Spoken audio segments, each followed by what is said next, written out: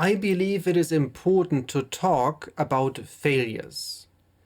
To start the new year in style, this video will cover my experience entering the academic job market. And we will talk a lot about failure and disappointment. Because in the end, we all know life is full of disappointments. I remember a brief conversation with a senior academic. I just received many rejections and did ask about his experience. His response: I never got rejected. So is it only me? After 20 plus years, I know that my expectations were wrong. Hence, I believe it is essential to talk about my experience honestly. It might help some of you who are looking for an academic job at the moment. It's important to note that the academic job market functions differently in different countries. I tried the US and European job market. I leave a discussion of differences, CVs and interview questions for other videos. Just leave a comment if you have any questions or suggestions for additional content. And do not forget to like and subscribe. Let's keep the algorithm happy. About 1 year before completing my PhD in economics, I started the application process.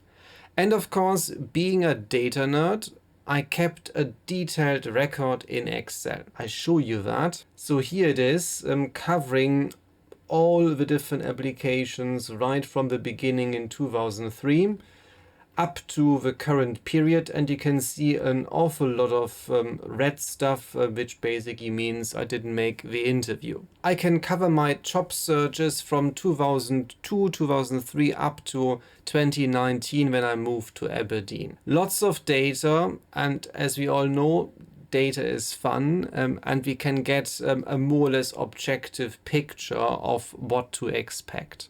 In this video, I want to cover the following aspects.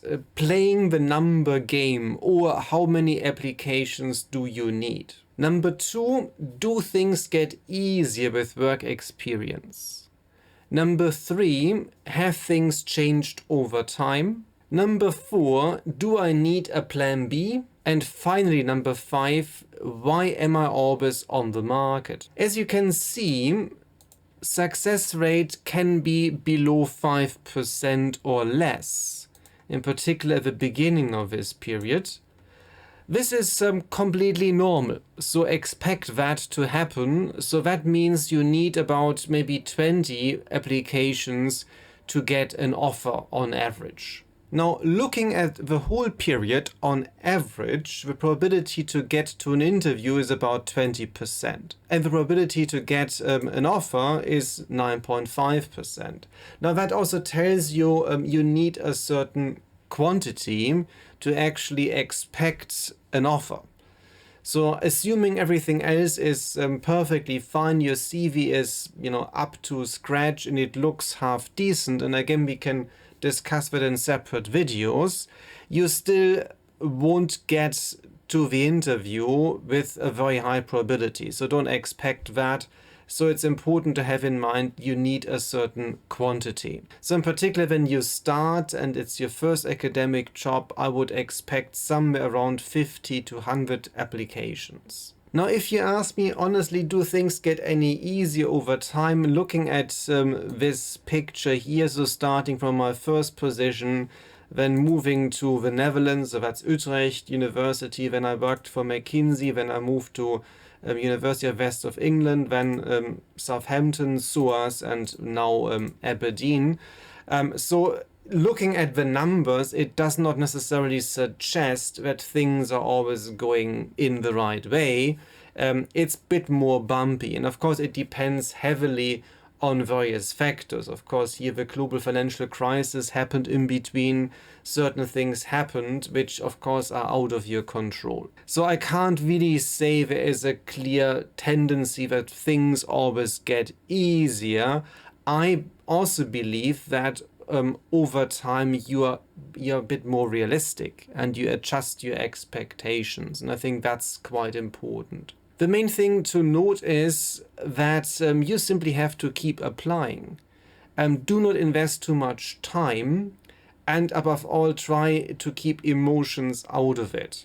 It's of course easier said than done. Of course, things can be quite upsetting sometimes, but it's completely normal. Expect rejections, expect it takes a good amount of time. Of course, handling emotions is a lot easier for me as a data nerd.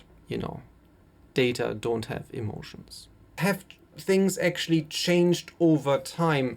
Well, yes. Of course, first of all, I'm getting older, which is undeniable.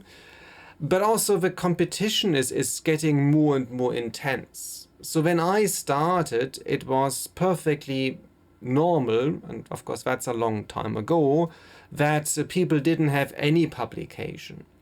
You usually had a job market paper, so an unpublished working paper, but nothing published. Nowadays, in the UK market, one would expect outputs at a 3-star level to enter a UK university as a lecturer. So that is perfectly normal nowadays. Yeah, what about a plan B? Should you have a plan B? And I think, honestly, it is essential to have a plan B because competition is very fierce. My plan B was the civil service and consulting. So I applied for positions in the German civil service.